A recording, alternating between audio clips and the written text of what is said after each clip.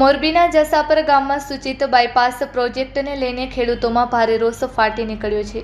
આ પ્રોજેક્ટને કારણે ગામની 100 વીઘાથી વધુ ફળદ્રુપ જમીન અને 2000 વીઘા જેટલો વિસ્તાર ડૂબમાં જવાની ભીતિ સેવાઈ રહી છે, જેના કારણે અનેક નાના અને સીમાંત ખેડૂતો પોતાની આજીવિકા ગુમાવી બેસે તેવી સ્થિતિ સર્જાઈ છે। ત્યારે જમીન બચાવવા અને અન્યાય સામે અવાજ ઉઠાવવા માટે ખેડૂતો દ્વારા આજે ખેડૂત આક્રોશ રેલીનું આયોજન કરવામાં આવ્યું હતું અને આ રેલી જૂની પોસ્ટ ઓફિસ અને પરશુરામ પોટરી પાસેથી નીકળીને કલેક્ટર કચેરી સુધી પહોંચી હતી, જ્યાં ખેડૂતોએ કલેક્ટરને આવેદનપત્ર પાઠવીને પ્રોજેક્ટ રદ કરવાની માંગ કરશે। જેમાં મુખ્ય પ્રશ્નો ખેડૂતોનો મુખ્ય સવાલ એ છે કે જો અગાઉ આમરણ, ચાચા વાદરડા અને સરવડ જેવા ગામોના બાયપાસ રદ થઈ શકતા હોય તો જસાપરના ખેડૂતો સાથે જ અન્યાય કેમ થઈ રહ્યો છે તેવો સવાલ ઉઠાવ્યો હતો। આ લડતને મછોયા આહિર સમાજ સમિતિ દ્વારા પણ સંપૂર્ણ ટેકો જાહેર કરવામાં આવ્યો છે। આયોજકોએ તમામ ખેડૂત મિત્રોને મોટી સંખ્યામાં ઉમટી પડીને પોતાની એકતા અને શક્તિનું પ્રદર્શન કરવા આહવાન કર્યું છે। Report by Shrikant Patel, Kutch care news, Morbi. જય જવાન જય કિસાન, જય જવાન જય કિસાન। અમને ન્યાય અપાવો, ન્યાય આપો, ન્યાય આપો, અમને ન્યાય અપાવો, ન્યાય આપો, ન્યાય આપો। બાયપાસ બંધ કરો, બંધ કરો, બંધ કરો। ખેડૂતની ફળદ્રુપ જમીન બંધ કરો, લેવાની બંધ કરો, બંધ કરો। જય જવાન જય કિસાન, જય જવાન।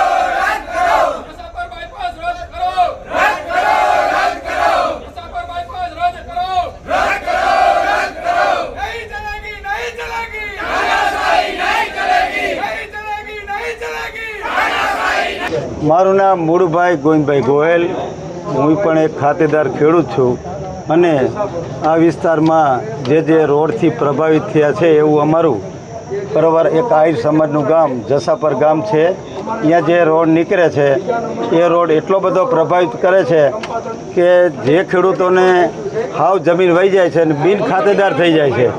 બાજુમાં 2000 જમીન છે, વીઘા એકર જેવી, અહીંયા એક દરિયાની સપાટી ઉપર દરિયો જો એવું થઈ જાય છે। એટલે આજે અમારી એવી માગણી છે કે આ રોડ બંધ કરે, બરાબર। આમાં રોડમાં કોઈ વળતરની જરૂર નથી ને અત્યારે જમીનના ભાવ પણ આસમાને છે અને જેની પાસે જમીન છે એ 5 વીઘા છે। ખેડૂત જો બિન ખાતેદાર થઈ જશે તેના બાળકોનું શું? એટલે અમે જસાપર વતી વિનંતી કરવા આવ્યા છે કે આ રોડ હાલે બંધ કરે, મૂળ જગ્યાએ સ્થાપિત કરે અને અગાઉ જે રોડ બનાવ્યા એ કાયદેસર 4 રસ્તાથી સીધા જ આવેલા આવે તો અહીંયા ભાઈ કેવું એમ શું કામ નાના ખેડૂતો છે એટલે ચાતે વધારે પીપળિયાથી જે રોડ આવ્યા એમાં પહેલાં ફેરફાર તો હતો જ, નકશો છે અમારી પાસે, સીધો રસ્તો અહીંયા જ આવ્યો। અહીંયા આવીને અહીંયા વળાંક તો આખી દુનિયામાં છે, આપણા જીવનમાંય વળાંક છે, તો વળાંકને કારણે શું આ રીતે સીધો રોડ કરવો? બરાબર। હા, આમરણમાં પણ આવું જ થયું છે કે વળાંક તો દુનિયામાં હોય, જીવન પણ અમારો જે વળાંક આવ્યો ખેડૂતોનો એ બહુ ભયંકર છે। અમે જમીન વિહોણા અમારા ખેડૂતો થઈ જશે અને સૂકી ખેતી છે, બિનપિયત વિસ્તાર છે, આવકનું કોઈ રોજીરોટી નથી અને વૃદ્ધ ખેડૂતો છે, તો આ રોડનું કામ તાત્કાલિક બંધ કરે, નહીં કરે તો આથી જલદ કાર્યક્રમ આપશું।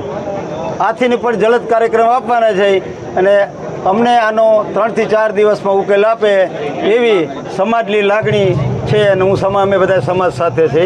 જસાપર ગામને જે બાયપાસ નીકળે છે, જે ફળદ્રુપ જમીન 110 વીઘા જેવી ફળદ્રુપ જે બિનજરૂરી કપાઈ છે, જૂના રોડમાં થઈ જાય એમ જ છે, પણ છતાંય આજે એના વિરોધમાં ખેડૂતોને લઈને આજ કલેક્ટર સાહેબને આવેદન દેવાયું। તો કલેક્ટર સાહેબે આવેદન સ્વીકારી અમારું, તો અમને એવી આશા દીધી કે ભાઈ સાંજે NHI જે નેશનલ હાઈવેવાળા છે એના અધિકારીઓને બોલાવી અને એની સાથે અમારા જે 5-7 પ્રતિનિધિઓને મિટિંગ કરાવી અને આનું યોગ્ય નિરાકરણ કરશું. તો કલેક્ટર સાહેબ પાસે એવી અમને આશા છે કે ભાઈ ખેડૂતોનું હિત જોઈ અને યોગ્ય નિર્ણય કરે એવી આશા. જો યોગ્ય નિર્ણય નહીં થાય તો આગામી દિવસોમાં જે મચ્છોકટ્ટા આહિર સમાજ સમિતિ અને ખેડૂતની સાથે મળી અને ઉગ્ર આંદોલન કરશું. મારું નામ છે રાખાભાઈ ગોવિંદભાઈ રાઠોડ. પર મોટી બરાડ તથા આજુબાજુના તમામ ગામોના આગેવાનો ખેડૂતોએ કલેક્ટર સાહેબને જામનગર માળિયા નેશનલ હાઈવે જે નવો બનવાનો છે 4 લેન એના માટે જે જમીનો કપાત જાય છે એ જમીનો કપાત કિંમતી જમીનો કપાત ન જાય અને હાલના જે એક્ઝિસ્ટિંગ રોડ છે એ રોડ ઉપર જ જ્યાં ગામ આવતા હોય ત્યાં ઓવરબ્રિજ બનાવી અને નેશનલ હાઈવે કરવામાં આવે એ માટે રજૂઆતો કરેલ છે. હાલ ખેડૂતોની કિંમતી જમીનો છે, ફળદ્રુપ જમીનો છે, હાઈવે થવાથી હાઈવે ઊંચો થશે તો બીજી જમીનોમાં બી પાણી ભરાવાના પ્રશ્નથી જમીનો પડતર રહેવાનો પ્રશ્ન છે. 3 થી 4 ખેડૂત એવા છે કે જેની નાના ટુકડા છે એ જ ખેડૂતો તો ખાલી બિન ખેડૂત બની જાય એવી પણ પરિસ્થિતિ છે. એટલે કલેક્ટર સાહેબને આવેદનપત્ર આપેલ છે. કલેક્ટર સાહેબે એવું કીધું છે કે હું નેશનલ હાઈવે ઓથોરિટી સાથે આ અંગે પરામર્શ કરી લઈશ અને પોઝિટિવ જે કાંઈ નિર્ણય થશે ખેડૂતોના હિતમાં એવો અમે નિર્ણય કરશું. મારું નામ ડાંગર પ્રભાતભાઈ ભોલાભાઈ. મારે 5 વીઘા જમીન છે, આવ નીલ થઈ જાય છે. તમારું 10 માણસનું કુટુંબ છે, મારી રોજીરોટી એના ઉપર છે. તો મેં આના મોર જે કલેક્ટર સાહેબ હતા એને રજૂઆત કરી હતી કે તમારે રોડ બનાવવો નહીં તો સારું, અને બનાવવો હોય તો અહીંયા ખાડો ખોદીને અમે 10 માણસનું કુટુંબ એમાં બેસી જઈશું. કારણ કે એની રોજીરોટી મારી એનામાં થાય છે, બીજું કોઈ મારે આધાર નથી. એ સિવાય કોઈ માળિયા પીપળિયા જે નેશનલ હાઈવે છે ત્યાં જે પ્રપોઝડ રોડ છે એ બાબતે જસાપરના ખેડૂતો દ્વારા રજૂઆત કરવામાં આવેલી છે. એ બાબતે અમે નેશનલ હાઈવેના જે અધિકારીઓ છે એમને જે ખેડૂતોની રજૂઆત છે એ બાબતે જાણ કરશું અને યોગ્ય કાર્યવાહી થાય એ બાબતે એમને સૂચિત પણ કરશું. એમાં જે વિવિધ ગામો છે, લગભગ 10 જેટલા ગામો છે, એ ગામોમાં અલગ અલગ સ્તરે અત્યારે કામગીરી ચાલી રહી છે. અમુક જે ગામો છે ત્યાં જોઈન્ટ મેજરમેન્ટ સર્વે પણ થઈ ગયેલું છે. અમુક જે ગામો છે એમાં વિવિધ સ્તરના જાહેરનામા હાલ અમલમાં છે. યોગ્ય કાયદાકીય રીતે કાર્યવાહી થાય અને જે ખેડૂતોની રજૂઆત છે એ પણ સચવાય એના માટે અમે નેશનલ હાઈવેના અધિકારીઓને સૂચિત કરવાના છીએ અને એમના સાથે એક બેઠક પણ અમે ટૂંક સમયમાં આયોજિત કરવાના છીએ.